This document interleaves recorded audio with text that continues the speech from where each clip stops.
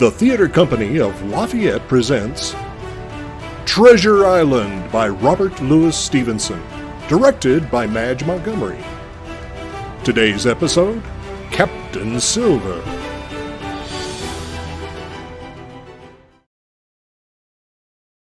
Long John Silver and his men attacked us immediately, but the stout logs of the stockade held and we drove them off, though not without cost.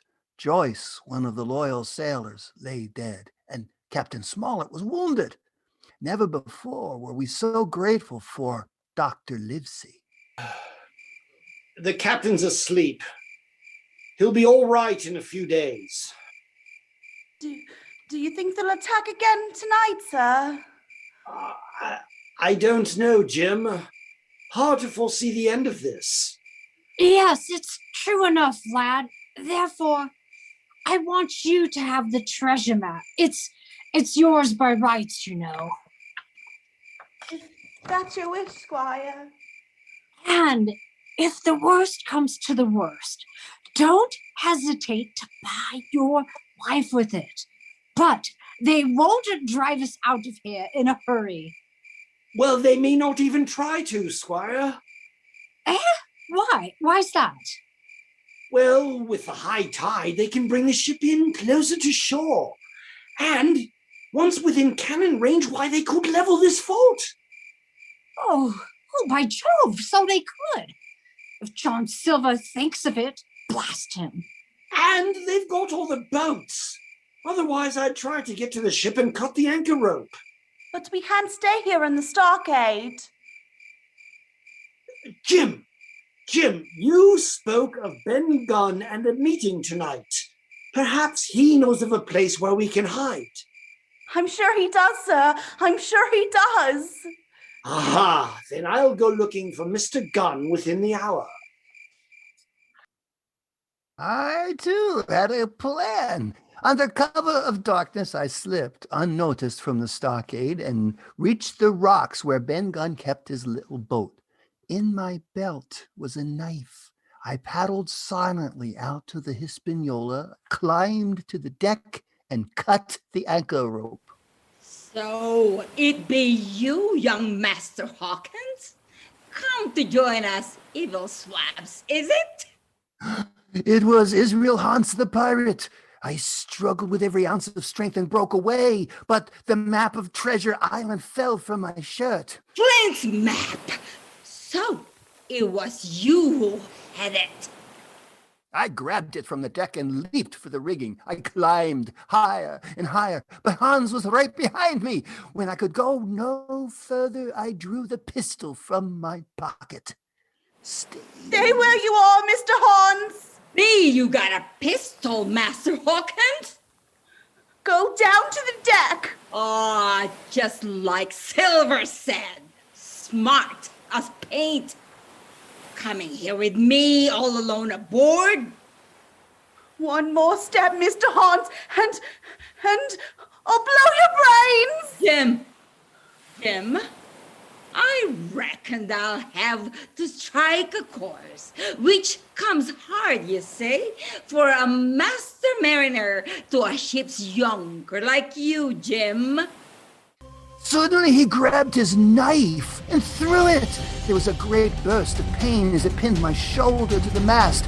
But I pulled the trigger and the body of Israel Hans hurled into the sea. I clung to the ropes and pulled out the knife, but for moments I was unable to move. And then I saw that the ship was being pulled toward the shore. Somehow I climbed down and made my way to the beach. Dr. Livesey, Squire, it's me, Jim. Open the gate, please. Dr. Livesey. Strike me. It's matey. It's Jim. Silver. Oh, I almost fainted. When my senses returned, I was in the stockade. My friends were gone, and in their places stood Long John Silver and his cutthroats. But I made no move to let them know I could hear their talk. What be That cabin boy, young Hawkins. He'd been bleeding bad. Someone picked him for certain. Save me from cutting his throat, the little swab. Avast, George Mary. Stand clear. Oh, well, vast is it?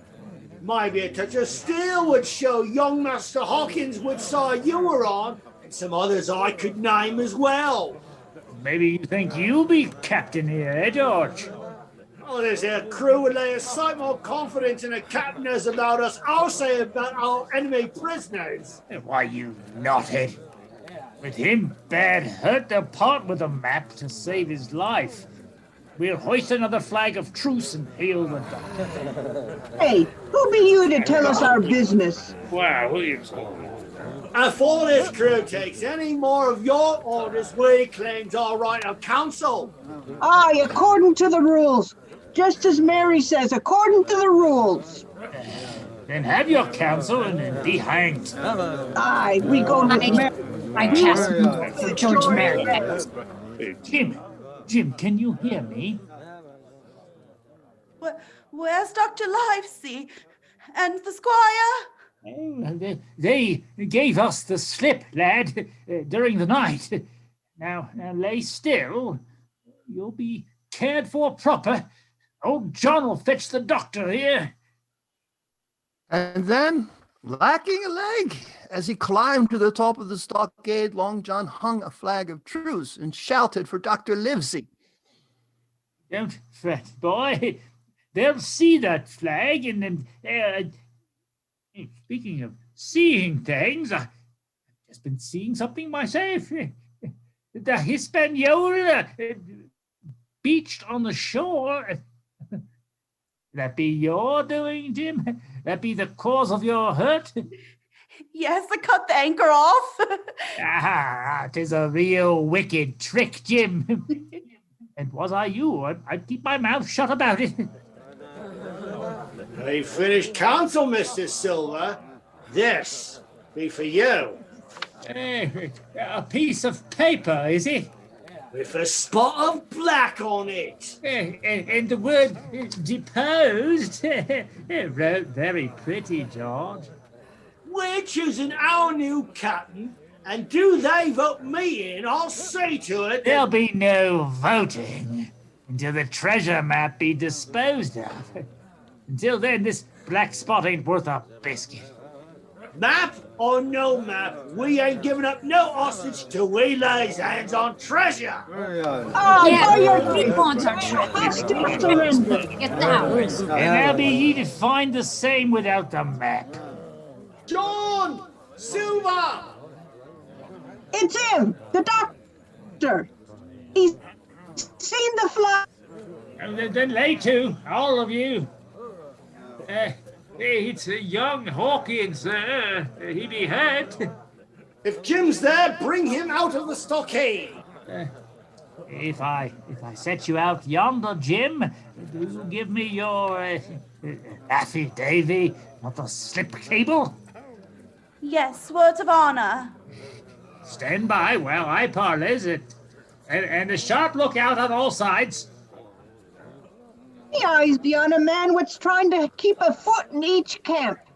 And him, with one leg. We met some 50 yards from the stockade. As gently as he could, the doctor dressed my wound. Oh, taking to knifing, boys, eh, Silver? Not me, sir. Why, if it hadn't been for Long John, he'd have had his throat cut. He got aboard that Hispaniola, sir, which same he's gone and beached it. He's what? Last night? Jim! Yes. Even so, when I find the lad half dead, I said to myself, Long John, you've got to save that dear boy. Oh, so Captain Silver wants to join us again. Sir, I'll be honest and open with you as I always am. I do. I think's gold dust of this dear boy. Took to him like pitch, I did.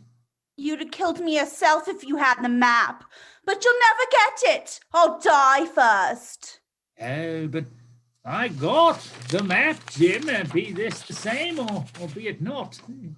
Doctor, he's got it! Last night, when I picked you up outside the fort, there the map be in your shirt. But old John ain't human, he ain't. He didn't care about saving his little matey's life. All he wanted was this here map. And what good's a treasure without a ship to haul it? What good be a ship, sir? Only to haul me to the hangman. Now, was I to further preserve young Hawkins' life, do you think you could save mine? You can save Jim? I could guard the boy from their scum, but they'll not give up till they seize the treasure, Doug. I want to speak with the boy alone. Oh, speak, and be welcome. I'll send off. Jim, I don't know how you managed to save us that ship. But I lost the map. Oh, your safety's much more important. Now listen, I'll make a quick break and draw their fire. And before they have time to reload, start running for the woods. The woods, sir? Yes, we're with Benn Gunn. He knows a dozen hiding places. No, I can't. I gave Long John my word. They would have killed me. They would have killed me long before if it hadn't been for him. But Jim, but you... Well, perhaps you're right. All right, Silver. Aye, sir. Now you stay close to this boy. If we get out alive, I'll do my best to save you. You couldn't say more, was you my own mother? Oh, heaven forbid. Good luck, Jim. Back in the stockade, Long John told the men he had just got the map from Dr. Livesey. The map, mateys, the map. Now, by thunder, I will resign. Elect anyone you please to be your captain. I'm done with ye. At once the treasure hunt was underway. They followed the map with unholy care, and in a frenzy they started to dig, clawing at the ground like animals. In a matter of minutes they struck the chest. Wild-eyed and gasping, they heaved it to the surface and broke it open. Flint's treasure! We be rich coves now. Empty! It's gone! What? Treasure's gone! He's taking it! He's taking it! Silver's taking it all! Look! 1 dirty guinea, and that's all! There's your 700,000 pounds, Mr. Silver. Hardly worth dividing, is it? So you did make a bargain with the doctor. They've been here first. Look at his face, mate. You can see it in his face. Oh, get Silver! Get him! Silver's out! I'm one against a lot of you, and I got 2 pistols, and the first one...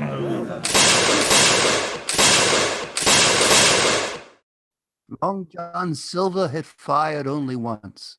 The other shots came from Dr. Livesey, the Squire, Mr. Gray, and Ben Gunn. Unprepared for the sudden attack, the pirates were now our prisoners. Ben Gunn, to think it was you what done me. How do you do, Mr. Silver? Pretty well, I think, yeah? What happened to Flint's gold, says you? Ben Gunn's cave, says I. Cave? What cave? It's true enough, Jim. That's where we've been these many hours. It's all there, lad. Treasure beyond dreams. Save 1 dirty guinea. So it was, just as the squire said, treasure beyond dreams. First came the task of taking our prisoners to the Hispaniola, then the matter of loading the treasure aboard, and then back to the shore for Long John Silver. I've been thinking, Captain Smollett, as to how you'll ever clear the vessel and get her out to sea again. Oh, high tide and a stretch of canvas, and she'll float off, whenever we've of mind. Yes, and that brings us to your fate, Mr. Silver. I stands as ever, sir, ready to do my duty. Happy I am to think I had some small hand in saving young Master Hawkins. And does that clear you of the crime of mutiny? Please, Squire. He did save my life. Then, my boy, you're free to testify on his behalf. He'll get a fair trial in Bristol. And now, Captain, I'll take this scoundrel back to the ship and clap him in irons. But not alone, Squire.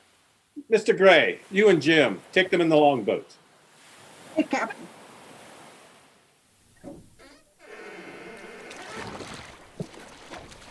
Not a move out of you, Silver. None of your monkey shines, mind you.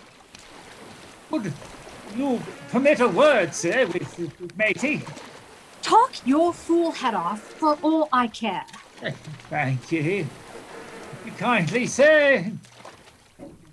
Jim, relax.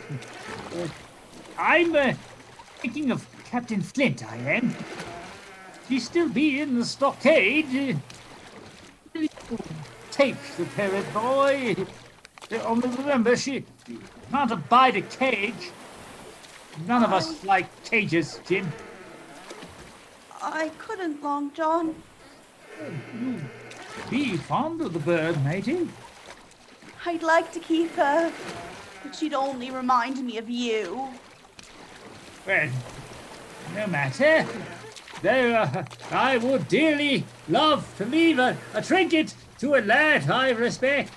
Keep your hands in plain sight, Mr. Silver. Me hands, they just be patting the boy, sir. Well, even so, Look out! He's got my pistol! Put that down! Put that gun down! Put it down! I tell you, I will, sir. And what should I come up with but this? Now, drop your oars. Into the water, Mr. Gray. Jump and swim for it. Oh, ah! You too, Squire. Confound you! I'll have you hanged on the ship! If I may make so bold, sir, I'm borrowing this longboat, so out.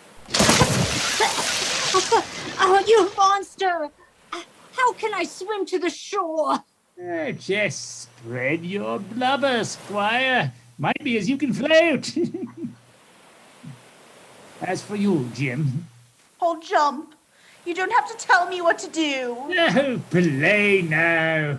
I can't row and steer both. So I'm asking you to set me a true course through the channel and I'll put you off on yon piece of rock.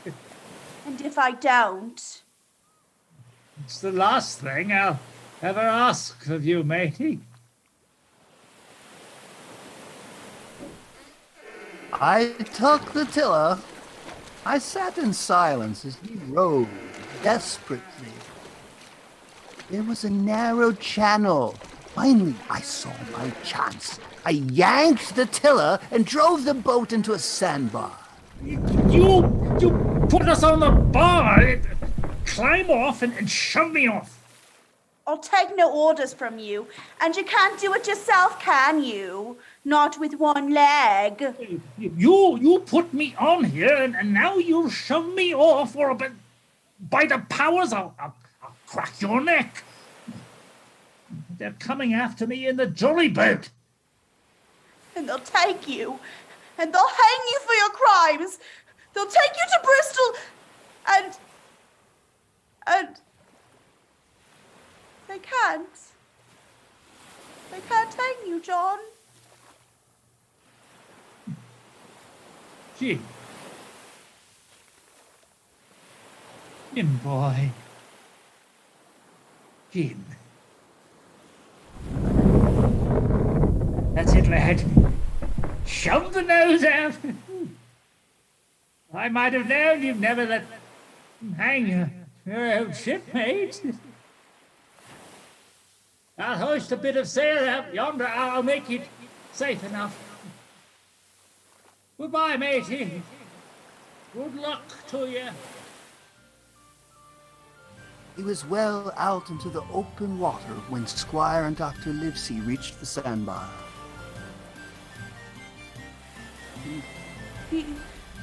He got away, Squire.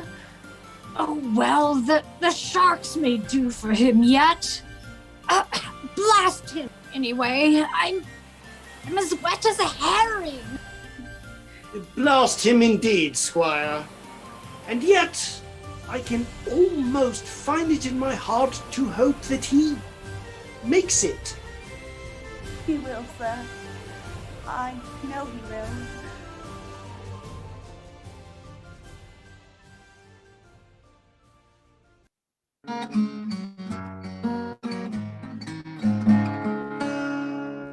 Well, to make a long story short, we got a few hands on deck. Made a good cruise home. All of us had ample share of the treasure and used it wisely, or foolishly, depending on our natures. Captain Smollett is now retired from the sea. Gray not only saved his money, but being suddenly smit with the desire to rise, studied his profession. He is now a mate and part owner of a fine and full-rigged ship, married besides, and the father of a family. Dr. Livesey returned to his professional practice, and Ben Gunn opened a cheese shop. Squire Admiral Trelawney created the world's first raccoon circus. As for Long John Silver, we have heard no more. That formidable man with one leg has gone clean out of my life, along with Treasure Island, which is fine.